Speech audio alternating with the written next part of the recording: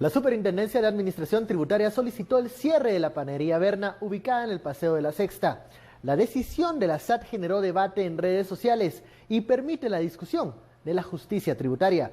Ese es el tema de la noche. Participa con el hashtag #CaeLaBerna. A continuación, los detalles del polémico cierre.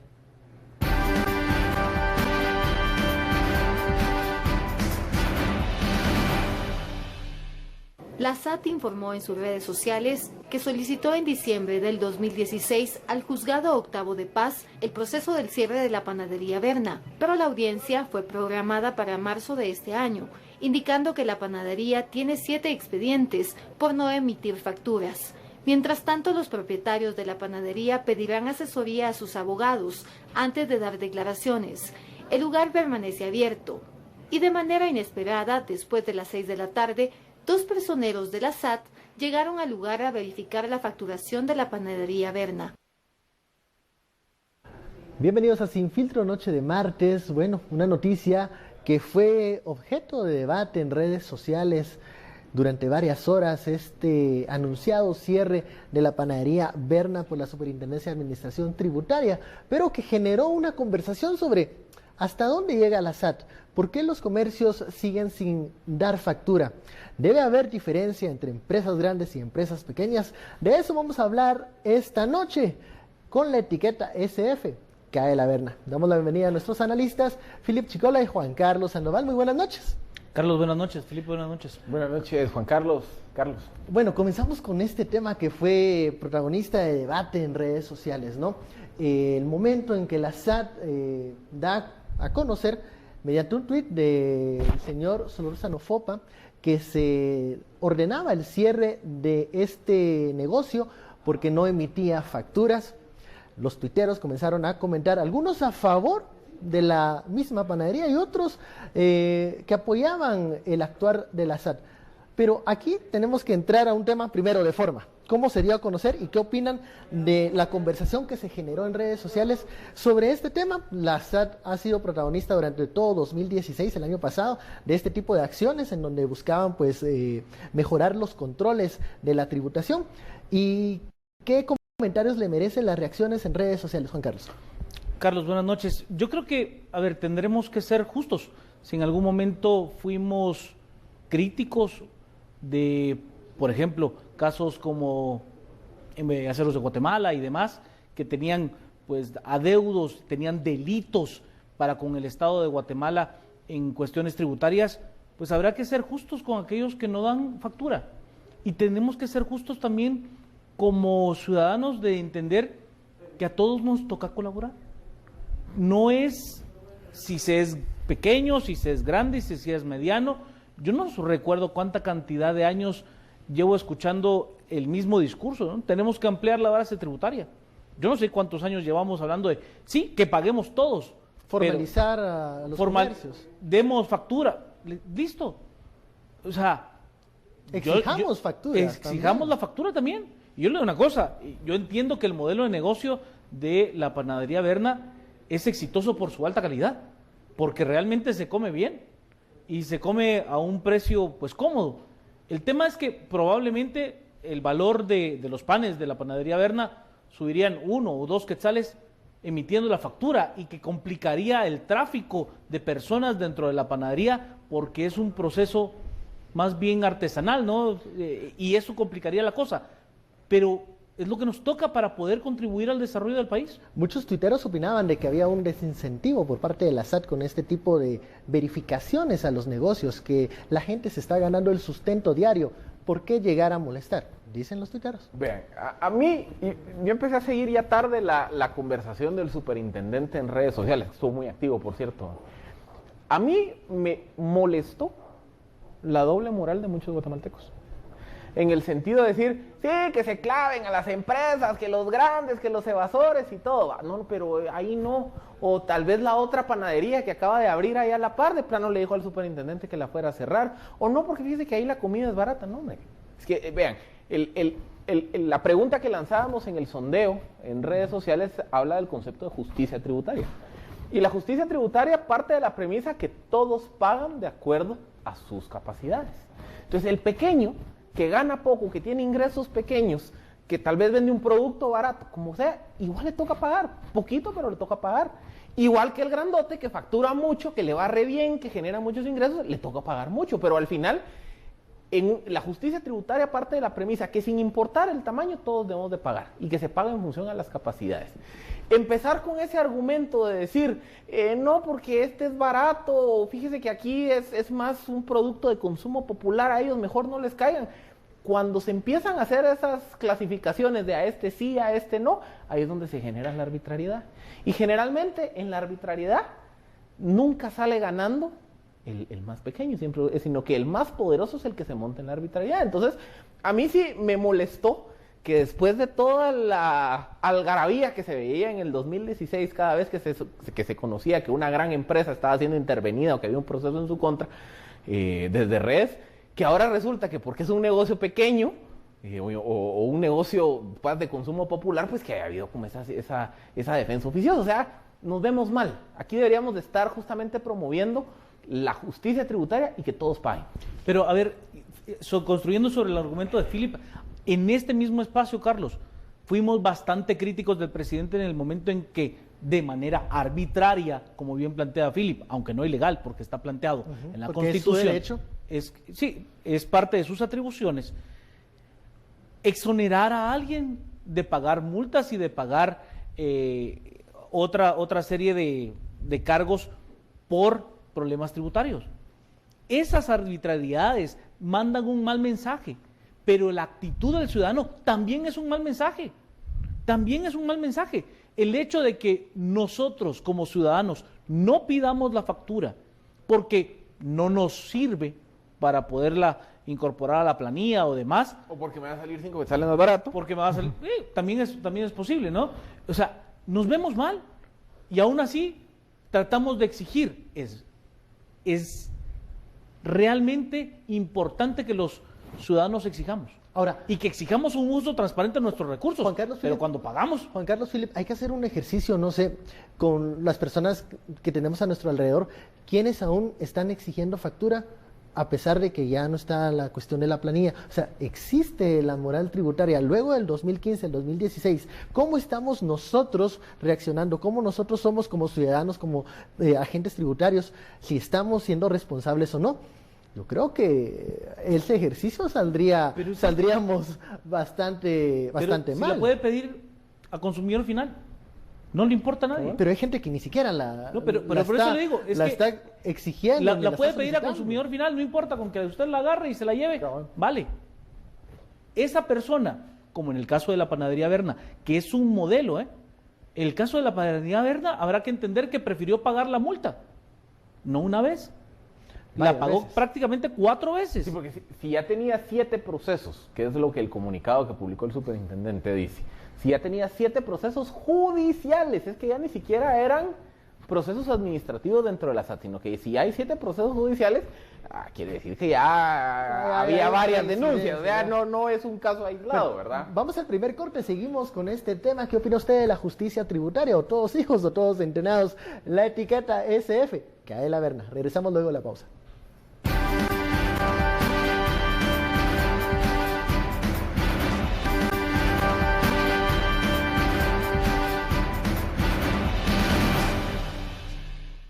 Regresamos con Sin Filtro, vamos al sondeo que hemos lanzado en redes sociales preguntando sobre el caso de esta panadería. ¿Qué opina del cierre de la panadería Berna?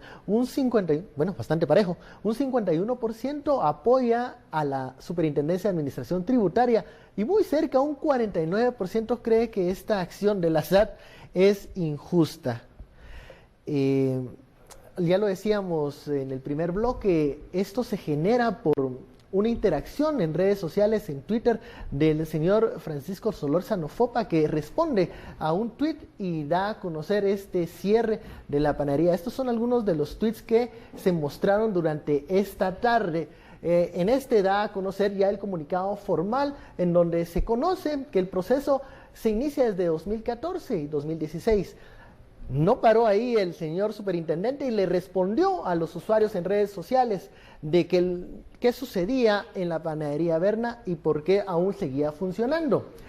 Este tipo de interacción llamó mucho la atención porque incluso hubo ahí un rifirrafe entre el superintendente con varios usuarios de Twitter que señalaban este 49% del sondeo, que era injusto que la SAT persiguiera a los medianos y a los pequeños y dejara por un lado a los grandes evasores. ¿Por qué se sigue? A ver, hagamos un poco la lectura de este sondeo muy parejo, Juan Carlos. Aquí no estamos viendo aquello de un apoyo irrestricto a la SAT cuando se persigue a los defraudadores. Porque acá en este caso es diferente y la mitad de los consultados dicen que hay una acción injusta de parte de la superintendencia, que va en contra de las empresas y de aquellos que generan empleos. Yo le agradezco los datos que me mandó el analista del CIEN, Walter Eneas Menchú, en cuanto a la recaudación tributaria. Y eso creo que es importante. La meta de recaudación tributaria para el año 2016 no se ha hecho público, pero tendrá un margen pequeño de no llegar a esa meta y estará entre los 500 y 700 millones de quetzales. Habrá que entender que la meta de recaudación tributaria para el año 2015, que es en buena medida sobre lo que se basa el presupuesto general de ingresos y egresos de la nación, tenía pues una recaudación muy similar, pero un diferencial en cuanto a la proyección de recaudación de casi 4.700 millones de quetzales. 4.700 millones que tuvieron que ser pagados de otra manera, no a través de el tributo de los guatemaltecos.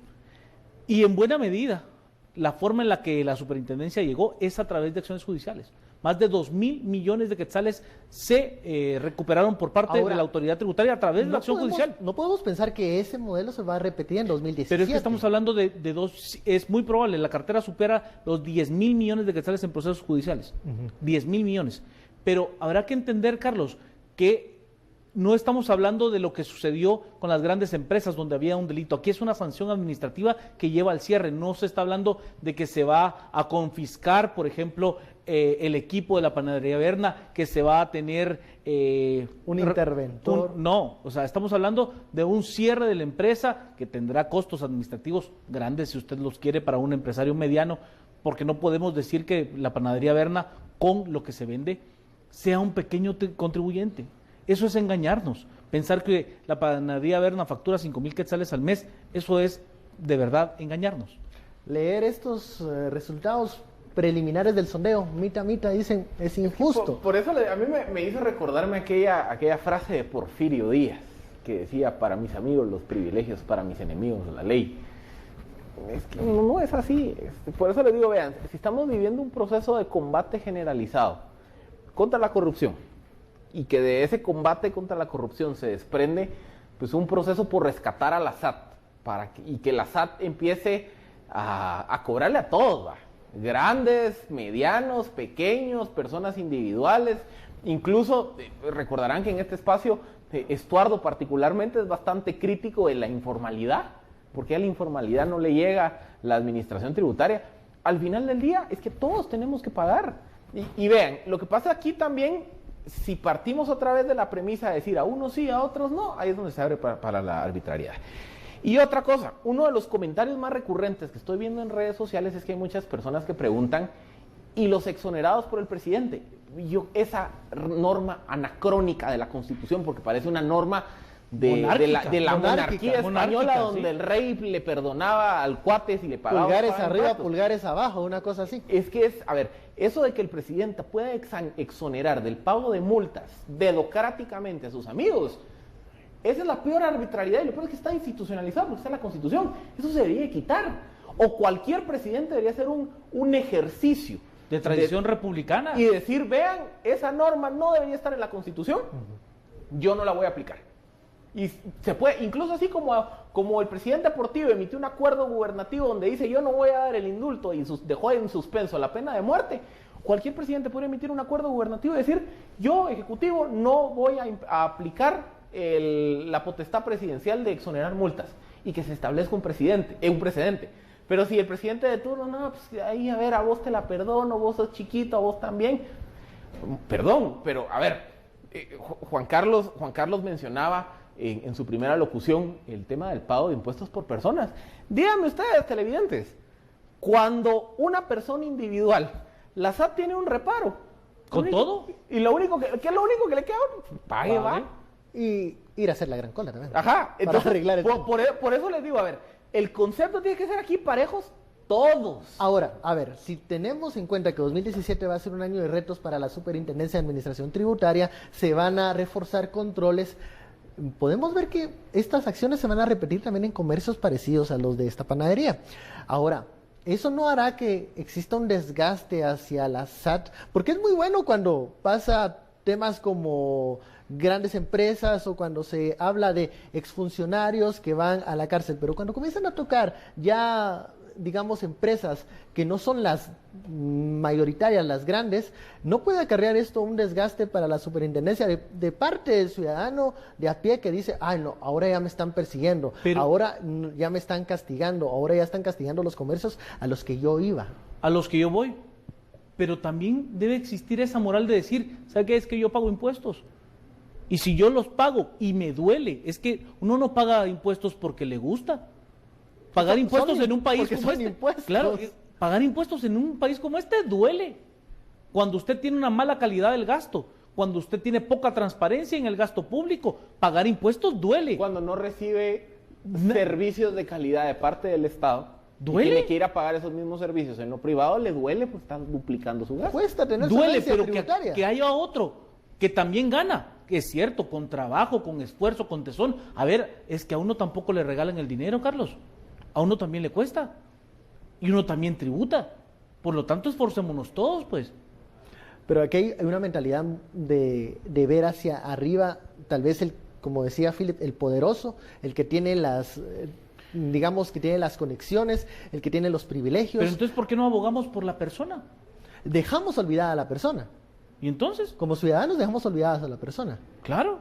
Y también olvidamos que nosotros como personas tenemos responsabilidades igual que el resto de las corporaciones grandes o de las empresas medianas. Por supuesto. Y el objetivo es que tratemos de contribuir todos. O sea, en la medida y en lo justo, pero que lo hagamos todos. Es que, a ver, cuando usted paga impuestos y deja de darle a su familia una parte de sus ingresos para contribuir a la construcción del Estado, espera que todos lo hagamos.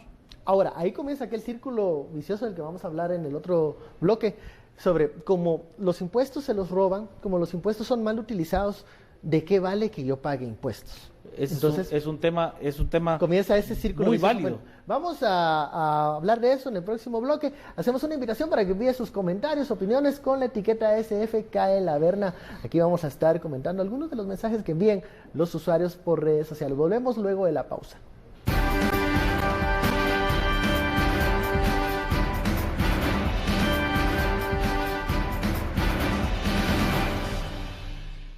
Regresamos a Sin Filtro, estamos con este tema interesante, SFKE La Verna, y vamos a contestar algunas preguntas que envían los usuarios. Agradecemos mucho la interacción con los usuarios de redes sociales. Esta es la primera.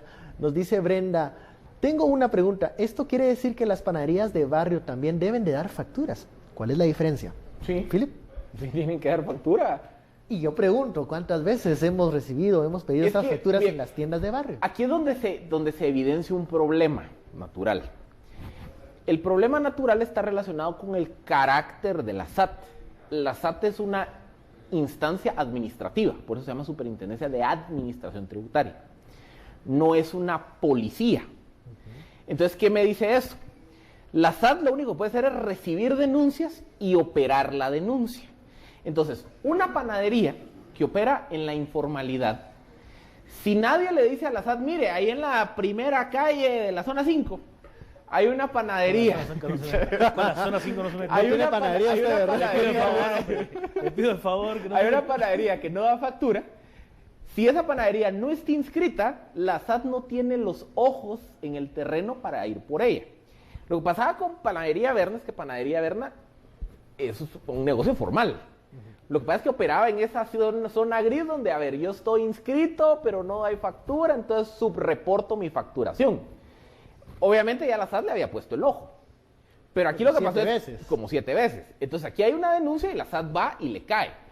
Pero en el caso de la informalidad, si ese negocio no existe comercialmente, no existe administrativamente, primero la SAT no sabe que existe.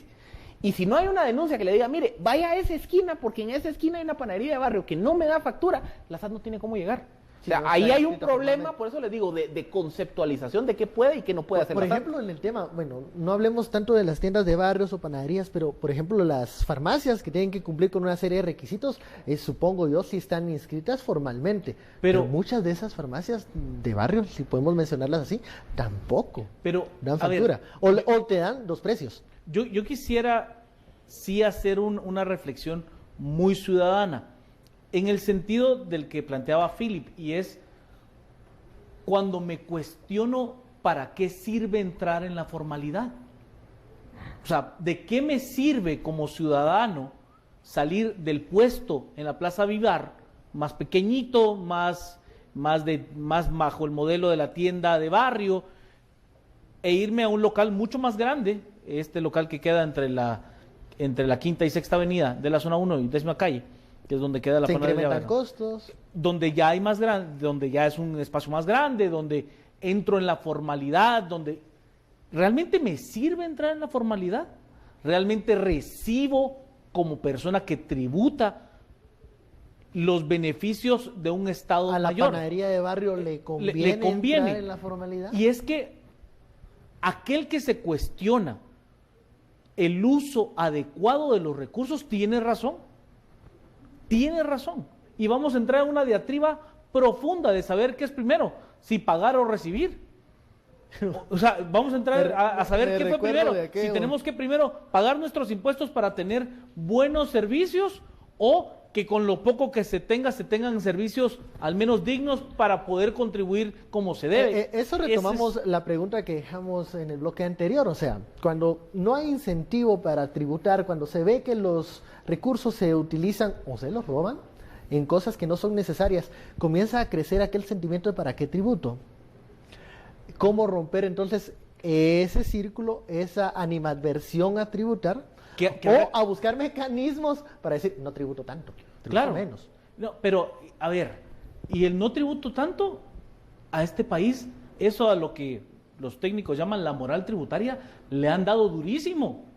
Oiga, tuvimos una encargada de las finanzas públicas que compraba facturas. Así de duro ha sido en este país. O sea, y no me lo estoy inventando. O sea, le estoy diciendo que es cierto. O sea, aquellos que pagamos, sí lo hacemos con rigor y con dolor. Porque sí vemos cómo hay funcionarios públicos que se aprovechan y malusan el dinero de los guatemaltecos. Pero si no contribuimos, tampoco tenemos esa fuerza moral de alegar. De fiscalizar, claro, de poder exigir. O sea, si yo pago mis impuestos a tiempo y cabales, tengo todo el derecho, pero todo el derecho como ciudadano de exigir un uso responsable, transparente y probo de esos recursos. De verdad que los tengo. De lo contrario, pero si no lo hago, discurso. Es una doble moral terrible. Okay, vamos con otra pregunta de los usuarios de redes sociales que llega con la etiqueta SFK en la Berna. Williams pregunta, y me asalta una duda, dice, ¿cuántos años debemos esperar para que cierren las empresas de Jimmy y Sammy que falsificaban facturas? Bueno, es que estos ejemplos comienzan a generar ruido, ¿no? En el tema de facturar, de tener moral tributaria. Cuando uno mira las cosas que están pasando con Sammy, por ejemplo, ¿vale? Philip, la gente se pregunta estas cosas. Tal vez es que ahí hay que hacer una distinción. A ver, lo que hoy le pasó a Panadería Berna es como ya les decía Juan Carlos, una medida administrativa. Que es decir, la SAT diciendo, usted está incumpliendo una obligación del Código Tributario, que es emitir facturas, administrativamente reincidente, yo le puedo hacer un cierre preventivo. Medida administrativa que se puede ir a pelear judicialmente, y en la mayoría de casos los juzgados levantan temporalmente. Por eso es que medidas. sigue abierta la panadería. Ajá. Aquellos usuarios televidentes que tienen esa duda es por eso, porque esto es un proceso. O sea, se ordena el cierre, pero siguen operando hasta que llegan a esta Porque, audiencia. a ver, lo que pasa es que realmente aquí el caso es más que nada una falta tributaria. El caso del fulanos y menganos, que es lo registro de la propiedad, que fulanos y indirectamente ahí está preguntando en nuestro televidente. Ese es un caso netamente penal, porque ahí el caso es que hubo un proceso fraudulento de presentar una factura falsa para engañar una transacción de compra del Estado. Ahí hay un delito. Entonces, eso a ver, técnicamente la empresa no es responsable administrativamente, sino que es responsable penalmente, porque está defraudando al Estado al darle una factura falsa. Entonces, ahí la responsabilidad penal recae sobre el representante legal y las personas individuales que hayan participado del hecho fraudulento. Es decir, son dos ámbitos completamente diferentes. Igual también muchos de los casos que vimos en el 2016 de cobros a empresas reconocidas ya eran casos penales, es decir, casos que la vía administrativa de cobro iba caminando, pero como aparte había un proceso, por ejemplo, de entrega de facturas falsas o de falsificación de intermediarios y demás, aparte de la medida administrativa, que eso tiene un camino, en el caso de entregar una factura falsa, eso es un delito de defraudación tributaria, eso ya se va a la vía penal, y entonces por la vía penal ya se puede pedir la intervención de una empresa, o sea, son ámbitos diferentes. Por la vía administrativa era que mirábamos el tema de las multas, que luego doblaban lo que era la cantidad original que se debía a la SAT. Vamos con otra pregunta. Siguen llegando aquí las inquietudes de los usuarios en redes sociales con la etiqueta SFK de la Verna, que ya estamos en tendencia en Twitter con ese hashtag. Dice Katy, ¿y por qué solo a los pequeños negocios y la exoneración que el Ejecutivo dio a sus amigos? Bueno, sigue repitiendo esa duda, ese malestar de los usuarios en redes sociales de que se está atacando negocios pequeños, Juan Carlos, y sí hacen referencia nuevamente a la decisión del presidente Jimmy Morales de perdonar algunas multas, y ven entonces que hay aquí un doble estándar como se está midiendo a las personas que pagan impuestos, a las empresas. Yo entiendo, por ejemplo, a gente que está tuitando con nosotros, y creo que una de las cosas interesantes es la que nos plantea nuestro compañero Estado Zapeta, y dice, la formalidad es cara. Es correcto, es cara, y quizás me ponga en una situación de desventaja contra competidores que efectivamente no pagan impuestos. O sea, el pan con pollo que vende la panadería Berna y le cuesta 8 o 9 quetzales, probablemente le costaría 10 o 12.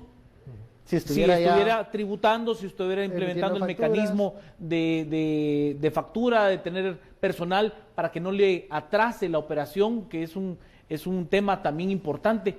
El tema es que, a ver, si nos ponemos a pensar, pues aquella persona que tiene un parqueo también es un negocio pequeño, pero sí le da factura. Usted vaya a un parqueo y le dan su factura y le dice, mira, aquí están, son los 8 quetzales, que es lo mismo que le pudo haber costado el pan en la panadería Berna. Pero de esos 8 quetzales, ya la ley lo obliga a que el impuesto al valor agregado esté dentro del valor de lo que está usted consumiendo. Quiere decir que esa persona sí se está quedando con ese 12%, porque no lo tributa. Y lo hace más competitivo si usted quiere, pero nos afecta a todos. Y de verdad tenemos que ser muy justos, porque no podemos pedirle a otro que tribute si nosotros no tributamos. Es que es de verdad, es injusto. A mí me gustaría, hablar de este tema. ¿Hay igualdad de competencia cuando unos tributan y otros no? Lo que usted estaba diciendo. Bueno, vamos al corte. Ya lo sabe, la etiqueta SFK de la Verna. Regresamos luego de la pausa.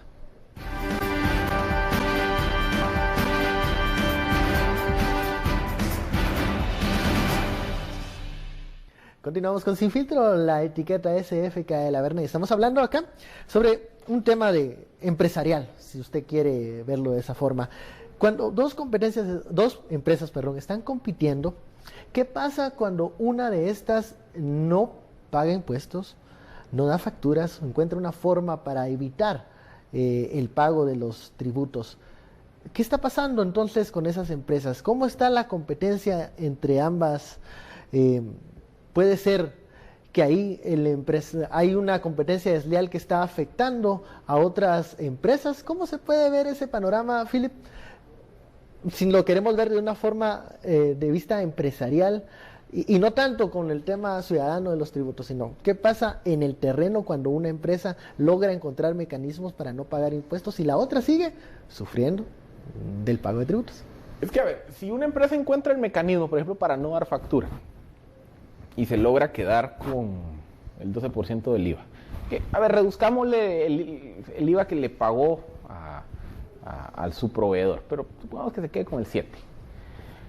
Eso implica que la empresa que no da factura puede o ganar de 7 a 12% más que la que sí da factura, o viceversa, puede reducir sus precios de 7 a 12% en comparación con la que sí da.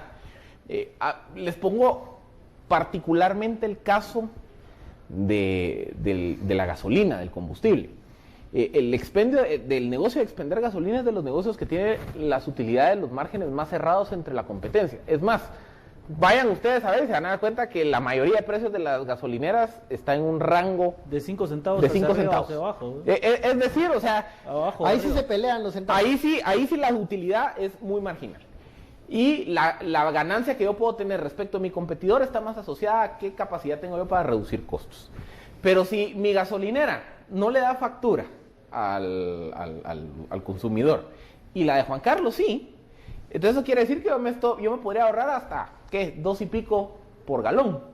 Entonces yo puedo bajarle más mis precios, entonces la gente se va a enterar de mi precio más favorable y entonces le van a dejar de consumir a la Juan Carlos y se van a venir conmigo. Entonces ahí se genera un círculo vicioso en donde no dar factura le permite al informal o al ilegal reducir precios, y eso a su vez daña o genera un detrimento de la persona formal o de la empresa que sí está facturando. Bueno, Juan Carlos, ya vamos a cerrar este tema. Usted compraba la gasolina robada. Yo tengo que decirlo, ahí en la zona 3 gasolina había una famosa gasolinera hace unos años en donde se hacían colas Claro. para Que la adquirir gasolinera era la robada. gasolina, porque y Era las robada terminaron cerrando. de un diputado. Así es, la terminaron cerrando. Mire, eso era un ejemplo claro. Vamos cerrando el tema de esto de SFK de la Verna. Al decirle a la gente que lo que está pasando, el tema de los impuestos, el tema de la defraudación, no es algo que sea lejano, es algo que atañe a uno. Y sobre todo desde el momento como uno ciudadano exige una factura o decide también obviar ese paso y no recibirla, o incluso adquirir un producto por el 12% menos del valor. Nosotros, ¿qué reflexión tenemos que hacernos como ciudadanos? Yo creo que la primera es pedir la factura. Sí sirve. Sirve para contribuir. Sirve para que efectivamente tengamos la posibilidad como ciudadanos de exigir que estamos cumpliendo con nuestra parte y que estamos haciendo que otro, que está haciendo un negocio lícito, que se está esforzando, pero que también contribuya. Y esa visión colectiva nos cuesta verla, nos cuesta ver ese para todos. Siempre me va a ser más fácil ver el para mí. Si a mí me sirve ese quetzal de la factura de 12 quetzales y ese quetzal de IVA me sirve, sí la pido. Pero si ese quetzal que tiene que ir a las arcas nacionales no me significa a mí, sino que le significa a todos, me cuesta verlo. Y creo importante que nos sumemos a poder contribuir de esa manera muy ciudadana. Pedirla, si no le sirve, arrúguela, métela en la bolsa de su pantalón y al llegar a su casa la tira a la basura, no importa. Pero ya hizo un ejercicio para sumarle a este país. Que cuesta a veces con todas las noticias que hay alrededor, pero que es importante hacer esa reflexión ciudadana, de que uno no puede abandonar las responsabilidades como guatemalteco. Es que vean, ahí es donde termina haciendo cierto sentido la propuesta, o una de las propuestas que se habían marcado en la discusión fiscal del año pasado, que era revivir el tema de las planillas. Y yo sé que hay quienes dicen, bueno, es que la planilla al final del día, ¿qué tanto puede fortalecer a la recaudación tributaria? Y termina siendo como se fortalece la recaudación del IVA en detrimento de la recaudación del ISR. Pero la planilla logra un objetivo ulterior, que era generar cultura tributaria. Porque, ¿qué pasa? Si yo, como ciudadano, sé que a final de año tengo que, aunque sea, ajustar con las facturas de 8 quetzales de los parqueos, el día que yo tengo que tomar una decisión de si voy y me gasto 20 quetzales de mi almuerzo en un lugar donde me van a dar factura, o me gasto esos mismos 20 quetzales o 18 quetzales en un lugar donde me van a dar factura, si yo ya naturalmente fui construyendo esa cultura de que yo tengo que juntar mis facturas para mi planilla a fin de año, yo voy a empezar a tomar la decisión racional de decir, ya no voy a preferir el lugar del consumo sin factura, sino me voy al de la factura, porque hay un incentivo. Y otra vez, el modelo no es perfecto, o sea, pero al final del día genera el incentivo para empujar al ciudadano a estar atento y pedir la factura en cualquier transacción que haga. Bueno, interesante el tema entonces de SFK de la Verna. Vamos a hablar de un segundo tema, un microtema para este bloque, del, no sé cómo llamarlo, lío que se ha armado en torno a la empresa Odebrecht. El Ministerio de Comunicaciones recibe a los intentos de rescindir el contrato y ahora se deben de buscar mecanismos para cobrar la fianza, en otras palabras, recuperar algo de la plata. María Luisa Gómez se entrevistó y Alejandro Vidal se entrevistaron a la Procuradora General de la Nación y esto fue lo que dijo doña Anabela Morfin respecto a ese caso. Lo que Procuraduría General de la Nación ha afirmado en el dictamen que recientemente se emitió es que no es procedente proceder a la rescisión de ese contrato porque implica el renunciar a la reclamación de responsabilidades civiles y creemos que en este caso sí las hay. Lo que debe procederse es a la liquidación del contrato en base al contrato original y no reconociéndole valor al contrato modificatorio que oportunamente se otorgó. Yo creería que no son solamente responsabilidades civiles, sino también las puede haber penales, desde luego que, como le decía, el contrato modificatorio se celebró sin tener facultades para ello, desde luego que no estaban autorizados por el Congreso de la República, el entonces ministro de Comunicaciones, para otorgarlo. Así que estaríamos a la espera del resultado de la auditoría que le hemos pedido a la Contraloría de Cuentas con relación a la ejecución de las fianzas, los pagos que se hicieron en una forma totalmente excediendo el avance físico de la obra, porque hubo pagos por aproximadamente el 70% del valor original del contrato, en tanto que el avance de la obra está aproximadamente en un 30%. Así que estamos a la espera de ese resultado. Declaraciones de Anabela Morfin, sin duda, el Estado tiene un nuevo reto por delante, cómo llegar a un acuerdo para recuperar la plata, porque Odebrecht yo creo que ha sido un dominó en toda Latinoamérica, ha tocado varios países y Guatemala no es la excepción. ¿Qué alternativas, qué rutas se pueden buscar ahí para viabilizar esto, Philip? Mira, este es otra vez igual al caso de TSQ. Se está conociendo los detalles, porque obviamente en la investigación no sé si arrancó o qué resultado va a dar, de la corrupción per se. Y la corrupción per se es un tema penal. O sea, los diputados, los funcionarios que hayan recibido parte de ese supuesto soborno de 18 millones de dólares van a enfrentar un caso penal. Pero aparte, hay un contrato administrativo, que es el contrato que el Estado de Guatemala suscribe con la empresa Odebrecht. Entonces, por muy corrupto, por muy chuco, por muy viciado que haya sido el proceso, eso se tiene que resolver por la vía penal con los responsables. La parte administrativa es otra serie de procedimientos, otras dinámicas, otros tiempos, y ahí es donde hay que, a ver, no hay en el área administrativa hay que ver qué tanto no puede perder el Estado. Es que ¿saben qué es lo que pasa? A ver, en este tipo de casos es muy fácil decir, el Estado de Guatemala debería de cancelar y anular el contrato. Okay. Y lo anula. Pero si resulta que por las cláusulas del contrato ya no está en tiempo de hacerlo, es que esa es la gran paradoja de todo. La empresa puede venir y demandar al Estado de Guatemala y en un caso de demanda internacional lo puede ganar. O sea, ¿me entienden? ¿Procedería quizá a la ruta de la extinción de dominio? Quizá, pero hay que analizarlo. Pero entonces, el tema administrativo siempre hay que entenderlo como independiente de lo penal. Y lo administrativo requiere de procesos diferentes. Por ejemplo, habría que ver si cabe la posibilidad de ejecutar una fianza de incumplimiento. Y que entonces la fianza de incumplimiento le permita al Estado recuperar por la vía de la fianza parte del dinero, de los recursos que no se ejecutaron. Es una opción. Lo que pasa es que no se pueden tomar decisiones tan a la ligera, porque ahí es donde muchas veces por tomar decisiones a la ligera es que el Estado termina pagando los platos rotos de una operación corrupta. Dígase, caso Ferrovías. Caso Ferrovías, y bueno, esto parecido a TCQ, ¿no? En el criterio de que muchas personas, muchas voces dicen, no, eso no hay que continuar con ese negocio, no hay que continuar con esa empresa, porque ahí hubo un soborno, ahí hubo una coima, ahí hubo un interés espurio detrás, pero los intereses al final de país, ¿en dónde están quedando? Porque esa carretera ¿Tirados? Está afectando. ¿Tirados? Haberla dejado al 30% está afectando a muchas comunidades. No, están tirados. O sea, el fin de semana tuve la oportunidad de ir al sur del país y usted ve kilómetros de carretera que no se pueden usar. Kilómetros de carretera que no se pueden usar. Entonces pasa un desvío y entonces pasa al otro carril y ahí ve cómo el resto...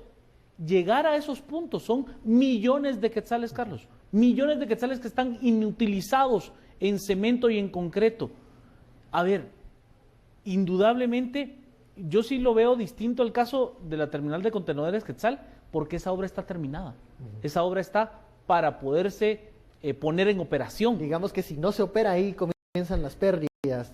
O sea, a lo que me refiero es, la obra sí ya está terminada y hay un tema muy profundo. El tema aquí es, ¿qué hace con el 30% de esa carretera? Ahí, o lo termina, con lo que queda de carretera. y eso en cuestión de meses se va a deshacer. O sea, o lo termina o todo ese dinero se va a volver materia que se fue con la lluvia. Y ahí está el dilema del Ministerio de Comunicaciones, un Ministerio de Comunicaciones que no ha ejecutado en otros años, en otras administraciones. Esa era la maquinita, ¿no? El reloj suizo que ejecutaba recursos. Yo en ahora su momento no. entrevisté al exministro Sinibaldi y realmente me dijo que él era extremadamente responsable porque había ido a hablar con el entonces ministro de Finanzas para que se asignara el dinero para pagar hacer los pagos de esa carretera. Y entonces él ya no era ministro, ¿eh? Y fue a hablar con un ministro de Estado para decirle, mire, oiga, ahí se acuerda de la partida de la SAEA 2 Occidente, porque, hombre, es una obra Así importante. las cosas. Es una obra importante. Entonces, nosotros la trabajamos, hicimos todo el proceso para una obra de desarrollo que hoy prácticamente se va a ir con la lluvia.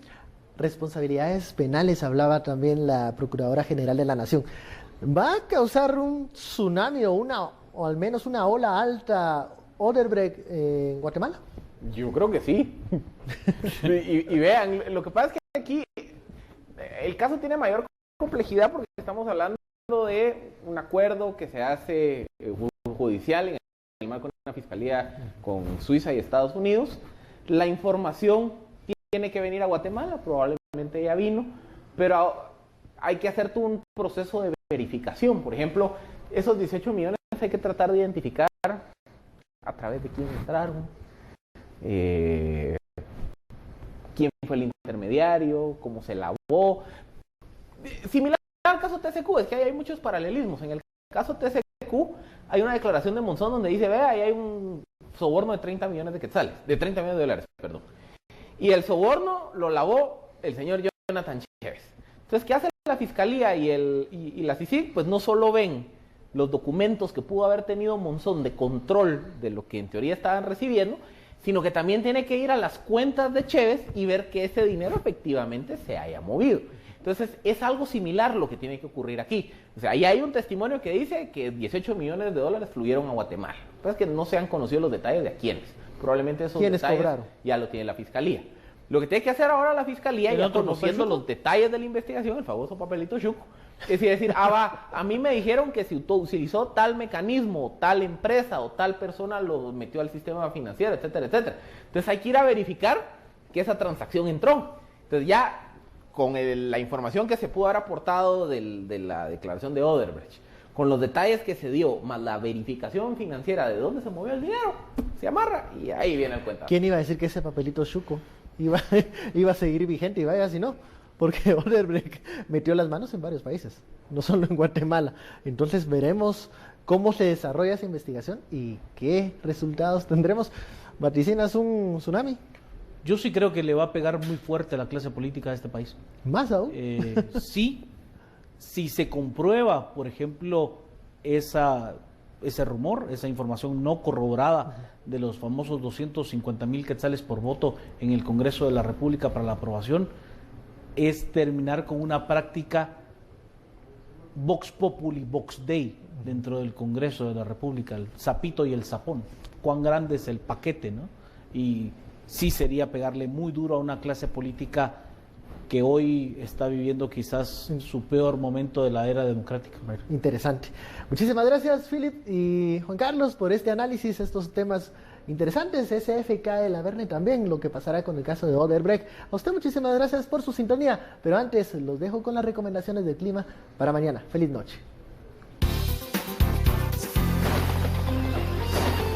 Muchas gracias, Ben Keichin. A todos ustedes, amigos televidentes, pues hemos llegado hacia el final de una edición más de Noticiero Guatevisión y Sin Filtro. No sin antes despedirnos y darles la recomendación para mañana miércoles, pues no deje de abrigarse, el frío continuará, especialmente durante la noche en todo el territorio nacional, aunque ya tendremos disminución en la velocidad del viento. Que tenga usted una excelente noche. Nos vemos mañana con más información, como siempre, en las emisiones de Noticiero Guatevisión.